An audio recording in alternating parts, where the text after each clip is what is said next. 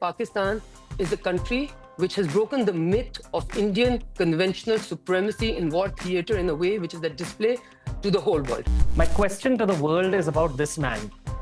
I hope everyone's able to see this person's face. He was found 800 meters from a military base in Pakistan. I have no narrative other than the one that the world should know. We are combating terrorism because if India exports vaccines and engineers, Pakistan exports terrorism.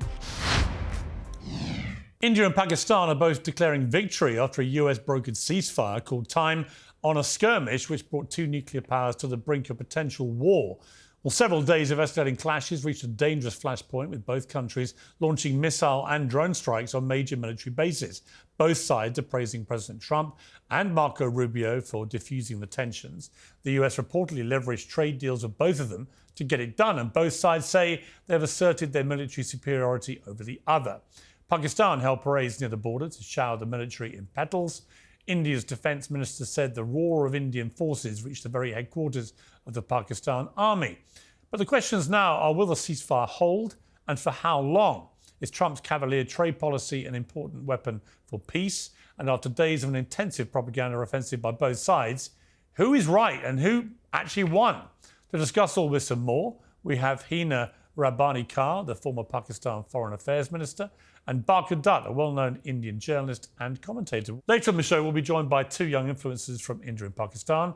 But first, we have Wesley Clark, a retired four-star US Army general, to give us his thoughts on where we are with this. General Clark, great to have you back on Uncensored.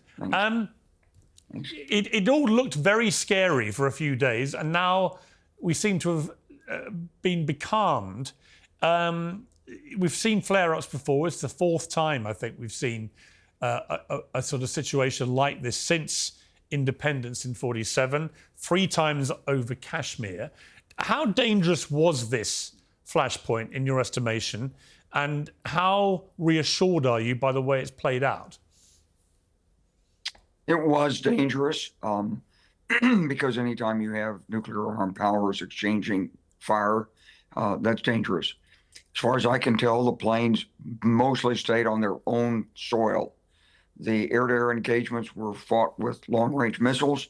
The strikes were done with air-to-surface missiles. Air defenses were engaged on the Pakistani side. I was with the Pakistani leadership in 1990 when they almost went to war with India again. I was hosting them in the National Training Center. They told me in the middle of the visit, said, we're going to go back to Pakistan. The nuclear weapons have been uploaded to the aircraft. We're going to war. Of course, nothing. They did not go to war. So these incidents do happen. I'm relatively comfortable that this one has been resolved temporarily.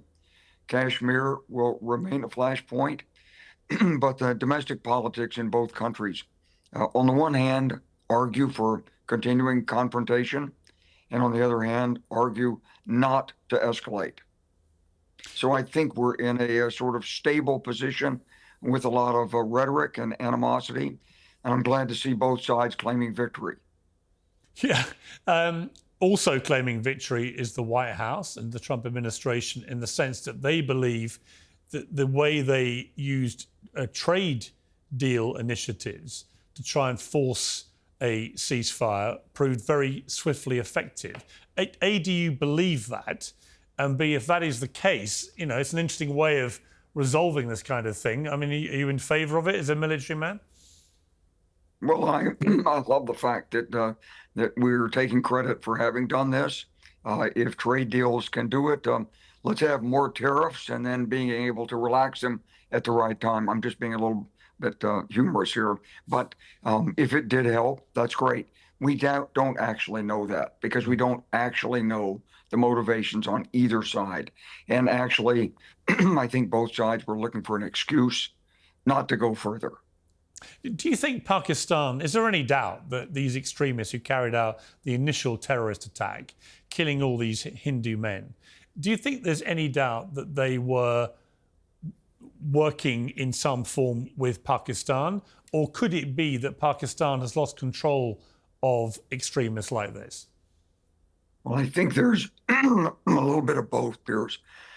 I think there are elements in that terrorist group that Pakistan doesn't control. On the other hand, I think the Pakistani leadership wants to keep the pressure on India in Kashmir.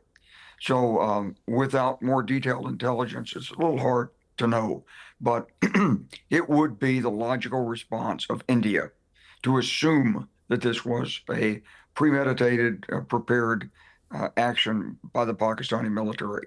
And if it wasn't, it's incumbent upon Pakistan to take the corrective action publicly against these terrorist groups that indicate it won't happen again. Unfortunately, this seems to be Pakistan's method of expressing its angst over Kashmir. And it has gone on at a low level many times without any overt major reaction by India. So they finally crossed the line. India reacted. I hope Pakistan will get these groups under control. There's so many more important issues in the world than fighting about Kashmir. There's got to be a way to resolve this. You know, Kashmir hits the news whenever these flashpoints blow up. You know, it's just an area the size pretty much around the UK sort of size. China has a piece of it. India has a piece of it. Pakistan has a piece of it. And, you know, there've been, like I said, these flare-ups now going on for, you know, since 47.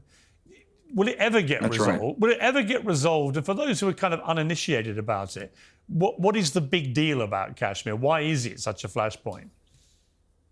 Well, when India was divided, basically there was no resolution to Kashmir because the populations were intermixed, because it's a very attractive area. It is in part a vacation site. Indians and Pakistanis both craved it, both wanted it, and it was left under temporary Indian control. And that's where it's been. And there's no easy way to resolve this. I think there are some things that just are not in the near term resolvable. And so when you try to solve them, you make the problem worse. It's a perpetual thorn in the side of both countries, but India can't give it up. There are Indian citizens, there's the politics in India, and Pakistan can't give up claiming it. And there's the politics in Pakistan, both public politics and the internal politics in the Pakistani military leadership and the civilians who nominally head the Pakistani government. And so it's like a badge of honor. And so it sits there festering and festering and festering and nudging back and forth and trying to get some marginal advantage. General Clark, we were just you were freezing up a little bit there, but I got the general point of what you were saying, and I greatly appreciate you coming back on Uncensored to give your perspective on this. Thank you very much. Thank you.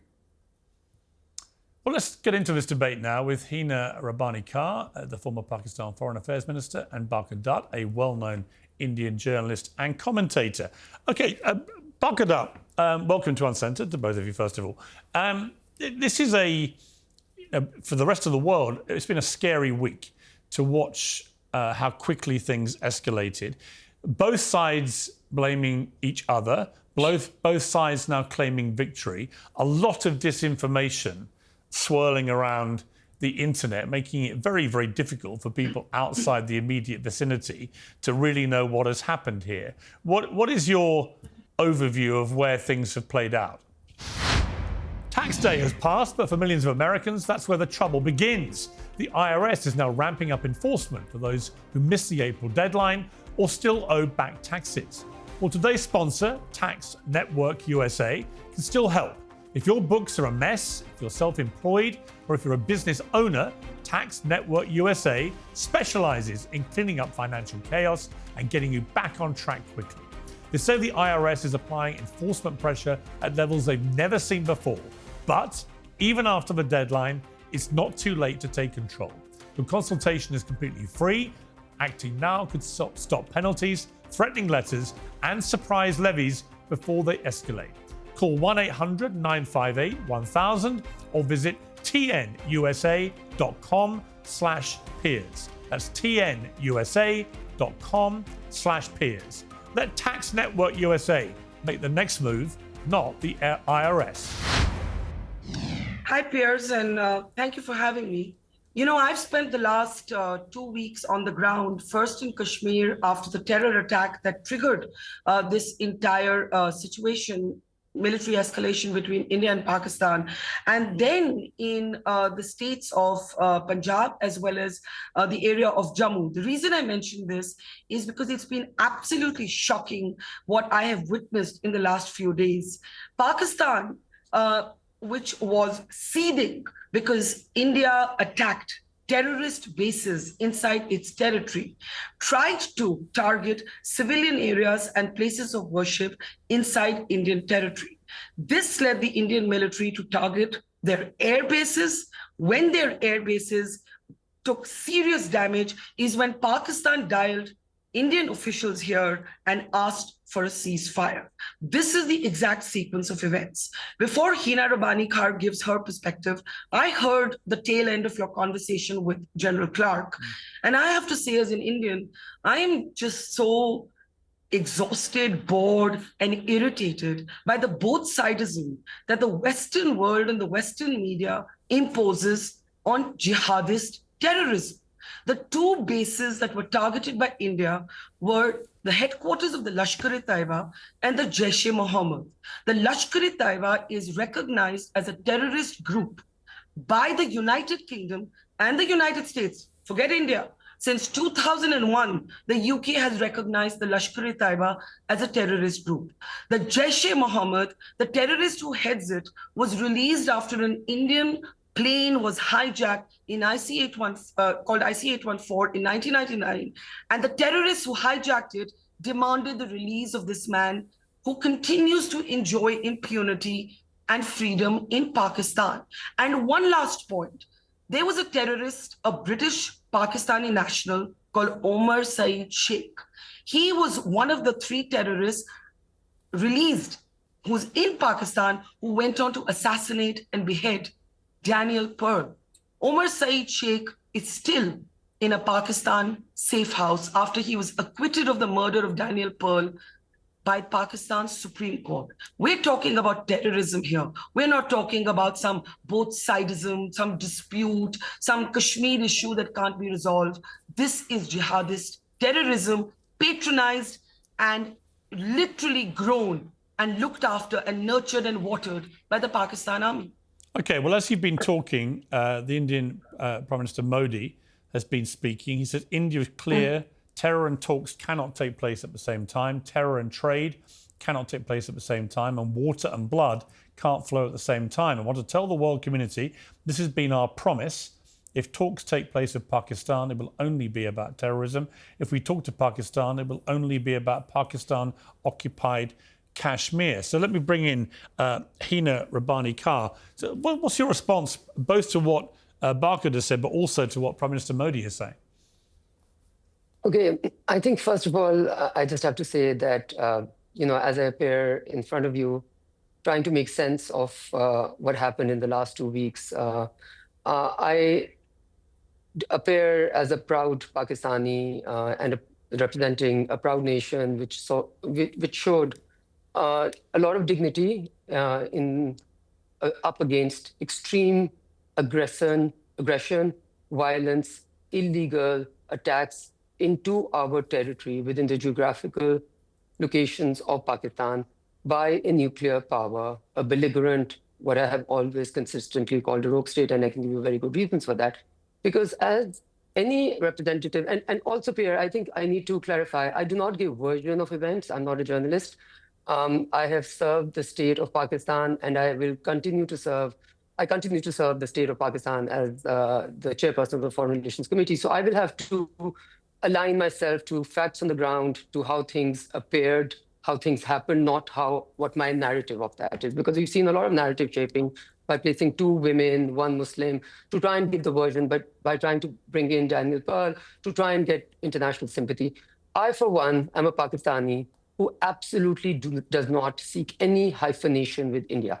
Because it is generally believed that Pakistan always seeks to be hyphened with India because Pakistan wants to be at par with India. We absolutely do not want to at all be hyphened with a country which feels that it can declare war, it can declare terrorist to exist somewhere and then go and launch strikes across international borders without getting any, first of all, without any providing any evidence, not to the country alone, but even to the international community, even to the United Nations, and feels that because it has said so, it no more operates within the realm of international law, within the realm of UN Charter. It operates as a unilateral striker, judge, jury, executor, as it did in the case of Canada, which we know has been, India has been found, with their red-handed. Okay, just but let going me after ask you a question. people. I mean, So- out so of if I- interest, if I can let me just- ask you a question though. Good, yeah. How should India have responded to the murder of 27 of its people? Why are you not asking me the question, how should Pakistan have responded to the murder of its people in Jafar Express in Balochistan, which had India's fingerprints all over it? So this Well, why don't you assumption- answer my question first, and then we can come to other questions I later. will absolutely we're answer talking your about question because- we're talking about the catalyst for what happened in the last 2 weeks was The catalyst of what was the happened here- terrorist attack and murder of 27 mostly Hindu men. And my question is simply, how should India have responded that you would have found acceptable? So I like your assumption that there is no equivalence between Pakistanis being murdered with When did I assume? Indians being When have murdered. I made any such Because assumption at all? you seek an explanation from Pakistan, and I guess the world seeks Well, no, an we're talking explanation from specifically Pakistan about for what's any- happened in the last 2 weeks. No, I think let it's me- not. if It's you- not. Well, look. I think if you want to speak over me, I can allow I you don't to do like that, it. but if you Honestly, want to I allow don't me like to- it. I don't like it when guests start to play whataboutery too early in the debate. I brought you guys together to debate what's happened in the last 2 weeks, not the whole history of the conflicts between India and Pakistan I or have no any of intention that. of going- I'm talking about what's happened as a direct result of a terrorist attack that killed 27 mainly Hindu men. And I'm simply asking you, if you were in India's shoes, how should they have responded to that? If you are against the way they did respond.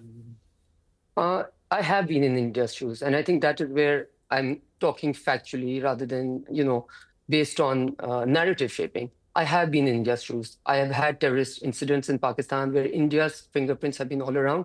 And I would have expected, to answer your question directly, I would have expected India to act like Pakistan acted when Pakistan finds evidence of India's fingerprints all over disastrous terrorist attacks inside Pakistan's territory. It is to provide evidence to the United Nations. It is to provide evidence to, the other country. And to, first of all, I think, and that's why I would be with you, Pierre, because I do not want this debate at all to, sink into the,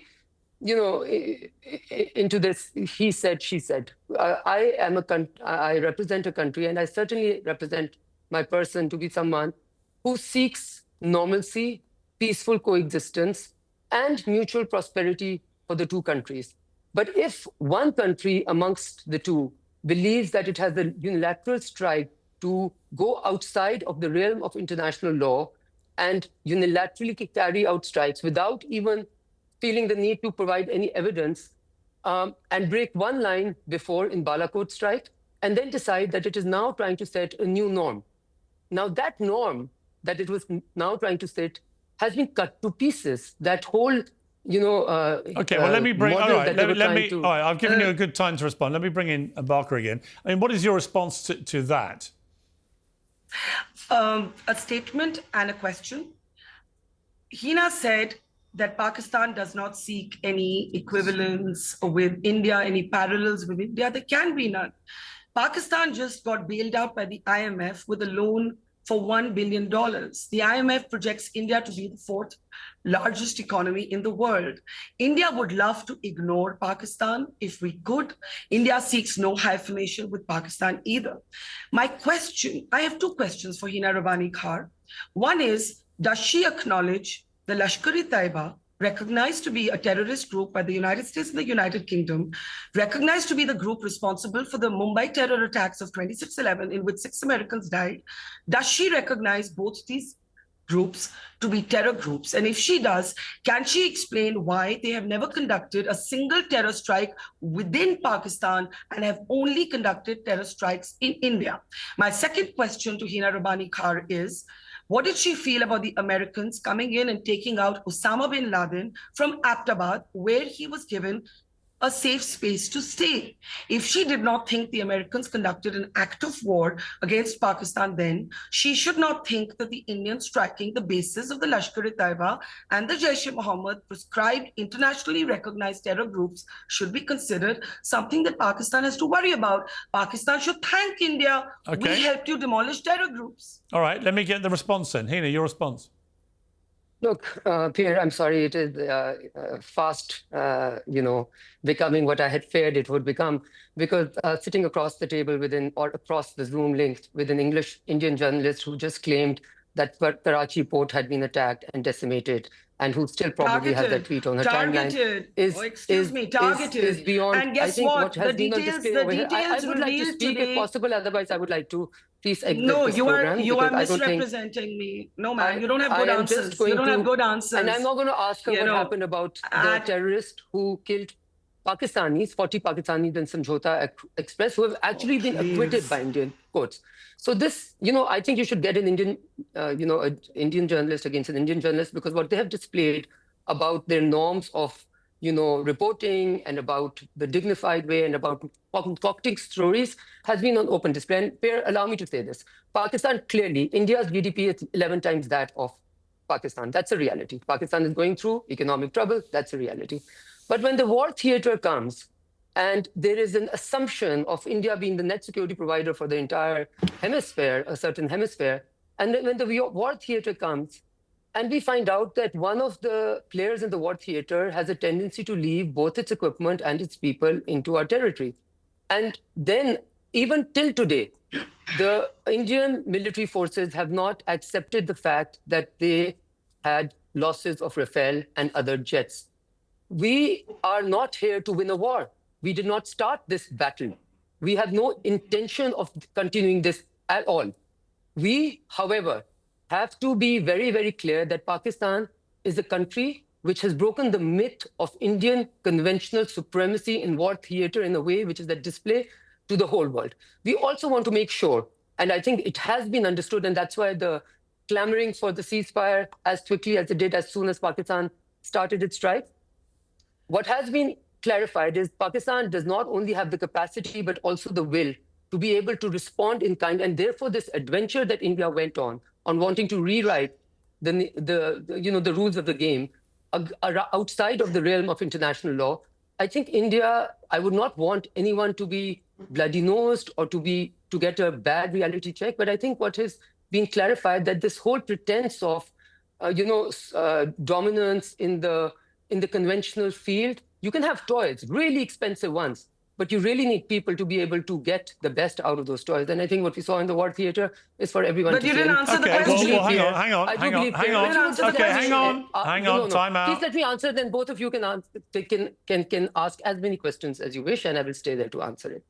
I think the other myth that has been broken is the whole question of India having the ability, just because of its economic, prowess, having the ability to be able to launch strikes into another nuclear state and not expecting a response. And once the response came, having the complete inability, it was literally a breakdown of Indian defense system, not having the ability to defend Well, you know the itself. strange So thing what was about holding- this. Listen, what was Hina, holding Hina, India's you can't just keep pretense talking. of Hina, military supremacy Look, Hina, was with respect. Pakistan's resolve not to With retaliate. respect, this thing And is once all. we retaliate, Look, if all I of could that just state pretense the goes bleeding into obvious to ashes. you. Look, both sides are claiming total dominance. Both sides are claiming total victory. Both sides are claiming the other side is back in its box where We are it not belongs. seeking dominance. though. Both I sides just want to claims the rights to Kashmir and so on. So we have what I would call a very strange situation where everyone's claiming total victory on the other side, but you can't both be right.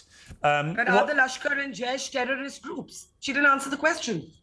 Does No. she acknowledge that the Lashkar and the Jaish are terrorist groups that have freedom to function in Pakistan? Please answer the Well, question. I think that's a This is legitimate the question. Hina, narrative do you've been you cooking up accept for the that last point, 20 Hina? years. I will not stoop Are myself they down to terrorist answering groups? any such Are they questions terrorist on Well, those. Hina, do you Ma'am, accept? ma'am, Hina, do you ma'am, accept ma'am, they are a ma'am, terrorist ma'am, Probably group? what you want to look at. Well, Hina, I'm not let going me to ask talk the over anyone. question. I think you need to bring Hina, some let me discipline in ask this the as- question, Hina. Yes, Do you please. accept that Would they you are a like to do terrorist that? group? And do you accept that they have been operating with impunity in Pakistan?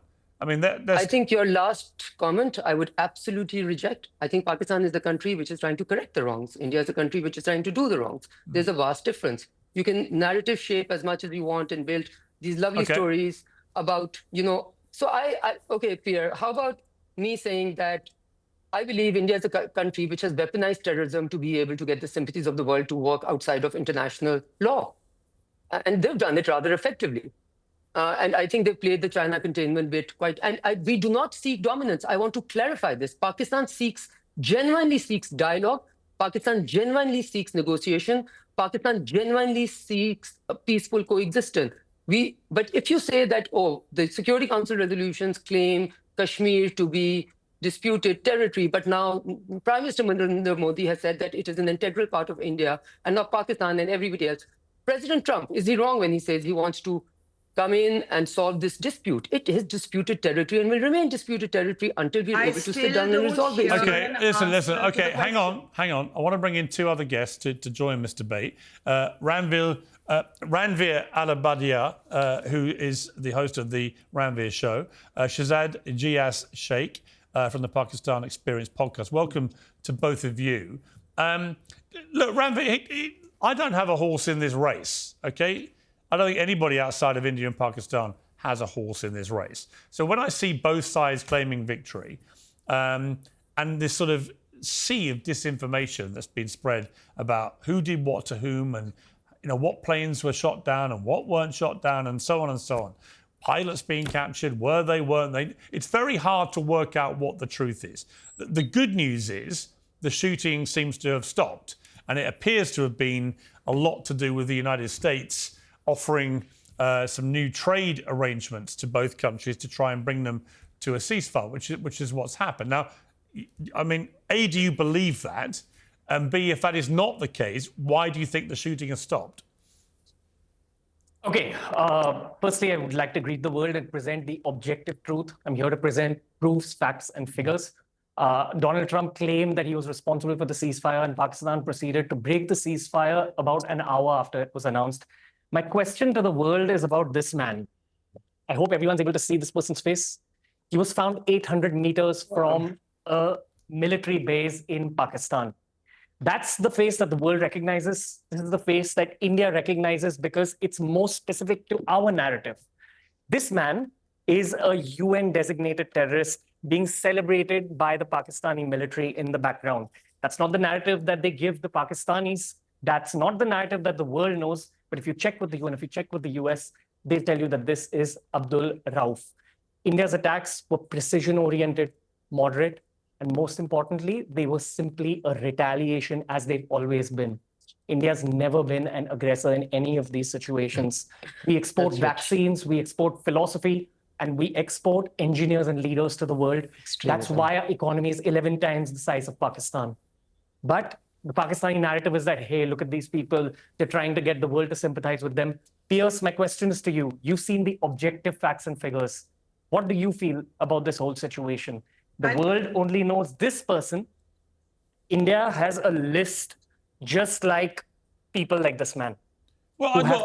Ranveer, my question for you would be that you posted something on Instagram, which I found very interesting, but you then deleted it seemingly after the backlash that it attracted. So for those who didn't see it, let me just remind people of what you said. Dear Pakistani brothers and sisters, I will get hate from many Indians for this, but it's important to be said, just like many Indians, I don't have hate in my heart for you. Many of us want peace as well. Whenever we meet Pakistanis, you invariably welcome us with love. But your country is not run by a government. It's run by your military and your secret service, the ISI. The average Pakistani is very different than these two bodies. The average Pakistani has dreams of peace and prosperity prosperity in their hearts. These two villains have hurt your economy since independence. They've also constantly been responsible for terrorist attacks in India. Proofs in the next slide. I mean, first of all, why did you delete that? I deleted it because the ceasefire was broken and Pakistan just gave us another reason to not trust the entire state once again. Even if you try having a conversation with Pakistanis, they respond with, hey, where's the proof about the Pahalgam attack? My question is that, have you studied what the world is saying about your country? Have you seen the economy of your own country? It's very important to understand that the Indian armed forces simply retaliated to the action of the Pakistanis. I have no narrative other than the one that the world should know. We are combating terrorism because if India exports vaccines and engineers, Pakistan exports terrorism. We're doing a favor to all our civilians. We're protecting our civilians, but truth be told, we're protecting humanity because Pakistan has become the terror hub of the world. This is not an Indian narrative. This is the narrative that the world should know. Okay, well, let me get Shehzad to respond here. Shehzad, your response to that? Thank you, Piers, for inviting me. First of all, for an international audience, I think it's quite clear to see compared to Hina Rabbani's poise and grace, Barkha Dutt's theatrics. I think nothing has gone down faster than a Rafale and Barkha Dutt's credibility throughout this entire process. She first Except reported the about F-16, Karachi. except the F-16 that India shot down, the naval bases that were demolished. No answer to Barkha, whether you're welcome to make a million expressions Sorry. while I talk, but you will let me You finish. make ad It hominem is rather sad attacks. to see a once Sorry. credible journalist getting reduced to Arnab Goswami in a Don't need certificates. Don't need certificate from members of a terrorist state. All right, Go ahead. let's Shehzad, quote you then. Shehzad, let's present Barkha Dutt objective 15 facts and years figures ago here. said, Ranveer, you can bring your pictures any day that you want. I'll come to your facts and figures. But let me just quote Barkha Dutt on this. 15 years ago, the same Barkha Dutt said that the prejudiced administrative and political system is not letting her name that the Prime Minister of India right now, Narendra Modi, is attacking Muslims. If we're going to talk about international organizations wait. labeling somebody a terrorist, What are you? Narendra Modi What? was labeled a threat to religious freedoms around the world and was By his whom? visa was By revoked. whom? The difference By whom? by the United By States of America, whom? Barkha Dutt, you So- know this. You're only playing to an audience. You said a Pakistani pilot was arrested and captured, which turned out to be a lie. But once the YouTube dollars come in, maybe fact goes out of the window. So let's talk about facts. Narendra Modi was involved in Yeah, Gujarat. let's The talk difference about between facts. Pakistan and Let's India talk about is we facts. capture our terrorists. Let's we do talk not about elect Asim them. Munir. Ranveer All right, don't Allahabad- talk over each other. Asim Don't talk Munir. over each other. No one can hear you when you do that. Barkha Dutt has spoken for half an hour. I have a right to respond. Ranveer Allahabadia decided to interject. He's had BJP people on his podcast. I'm not talking about the state in general. I'm talking about Ranveer Allahabadia specifically. I've now figured out why he's called Beer Biceps, because what he said sounds like the most drunk shit I've heard in my life. This is what happens when you repeat government talking points without reading. The Bin Laden papers were not released by the DGISPR, by Pakistan. They were released by the American intelligence. 470,000 papers, which a book was written by Nellie Lahoud, which clearly states that Osama bin Laden was trying to hide from the Pakistani intelligence. What you're pointing out with Osama bin Well, Laden hang on. Okay, hang on. Shehzad, hang on. Time. is an Wait. intelligence failure. Whoa. It's Wait. not deliberate Oh action. my Shehzad, sorry. God. Hang on. This is turning into a No, comedy show. sorry. I moderate this. Shehzad, sorry. With the best will in the world, what you've just said is utterly ludicrous. Osama bin Laden was found literally living in a house for years, a few hundred yards from one of Pakistan's main military bases. So if your intelligence didn't know he was there, it must be de facto the worst intelligence in the history of military intelligence. All they had to do was get a pair of binoculars and they would have found the most wanted terrorist in the world who committed one of the worst terror attacks in history. So forgive me, but that is a ludicrous statement to try and pretend So maybe- that somehow maybe- this was American intelligence who was sort of... Maybe we should not trust assumptions here.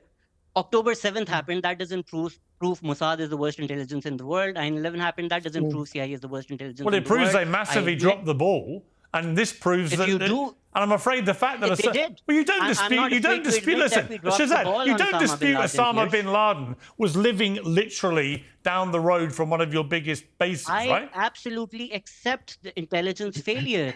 But the American intelligence itself, in terms of the 470,000 declassified And do you not think it documents stretches that America has credibility, released, Shazad? Does it not shows stretch that Pakistani credibility? intelligence was not involved in But harboring Shazad, does Osama it bin not Laden. stretch credibility that nobody knew in your biggest intelligence operation at that base? Nobody knew he was living next door. I think the context of that is that Pakistan was fighting a war on terror on multiple fronts while it was happening. I admit that. Well, that our wasn't my intelligence question. dropped the ball on that one.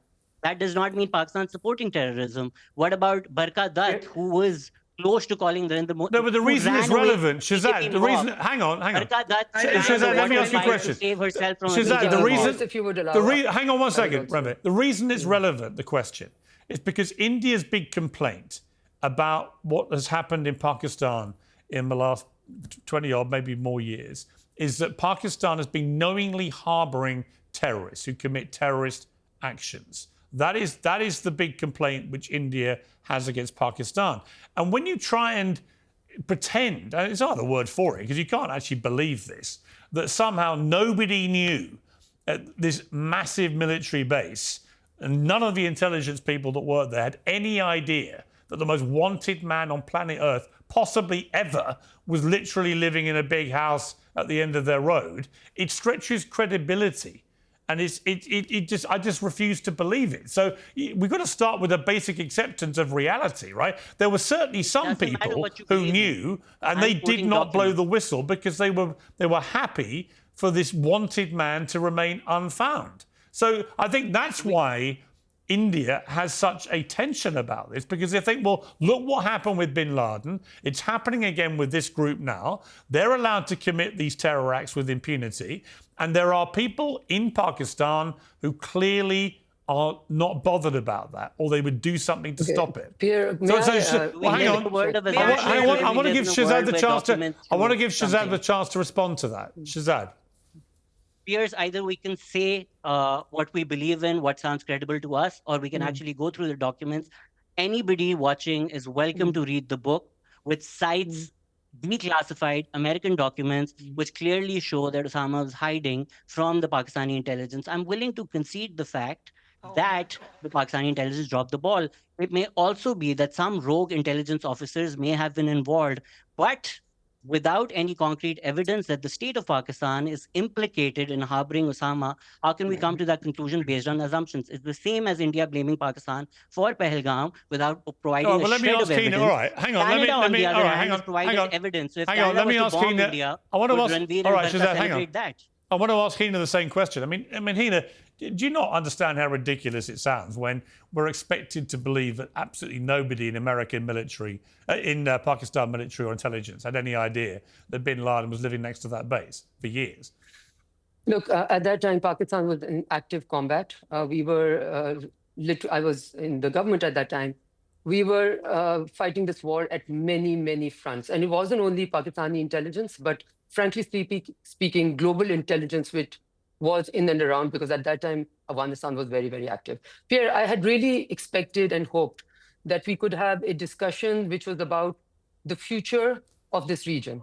Okay, I had really hoped that we could have a discussion about Sure. what holds for these 1/5 of humanity, which is currently hostage to an extremist, sort of mind-boggling, outside of the purview of, the theatrics are very unnerving to me. So if you can just I'm pause just your smiling. faces for a little bit, it would help. Well, Thank Hina, you. tell me how Okay. you see the I'm just future. smiling. Hina, how do you see the future? We tend to be honest people, and we tend to want to correct some of the miscommunication. Did you say And some honest? of, but I just want to say that in this time when India is galloping towards extremist thought process and really snuggling very close to making India, which was in India I respected, a secular India, a democratic India, a Nehruvian India, and Manmohan Singh India.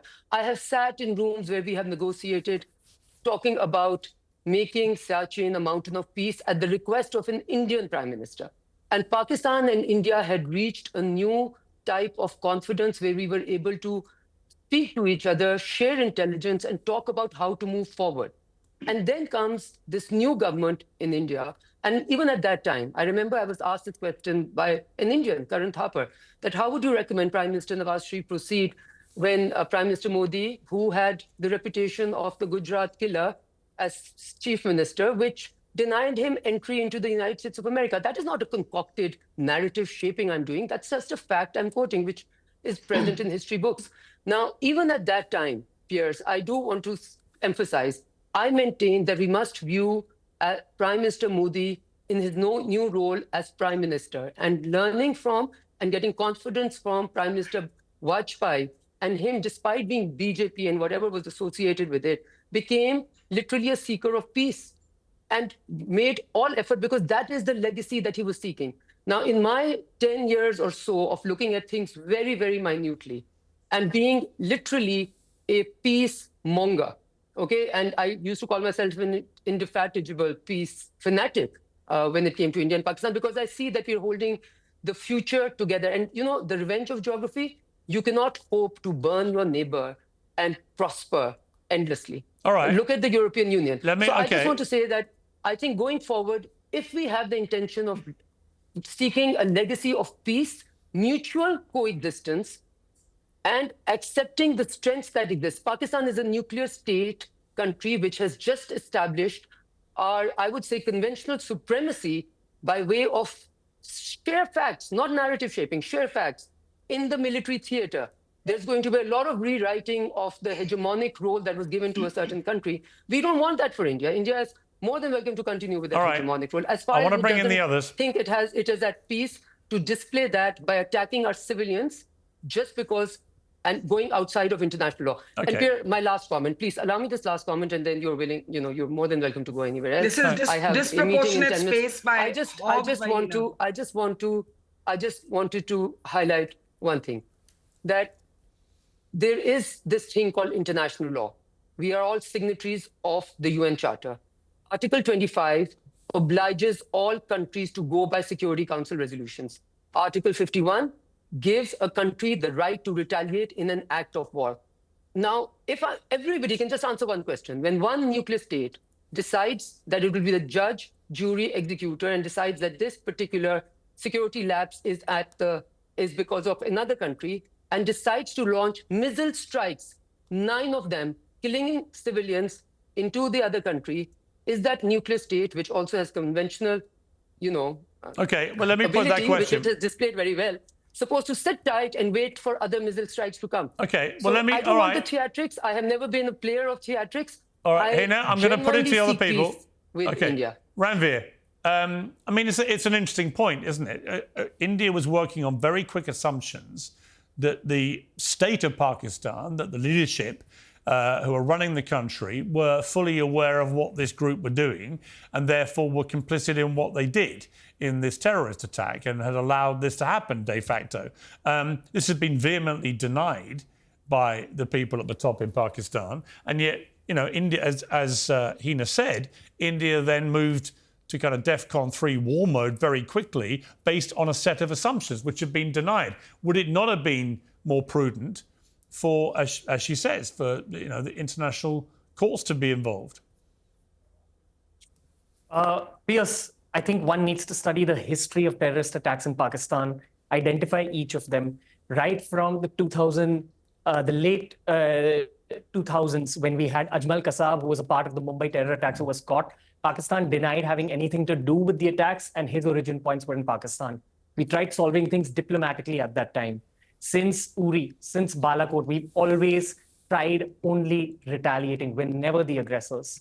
The objective view here is that every time you're asking Barkha or myself a question here, we're objectively answering. But our 2 Pakistanis on the panel are constantly deflecting, because this is the nature of Pakistani narrative. They'll never answer the questions directly.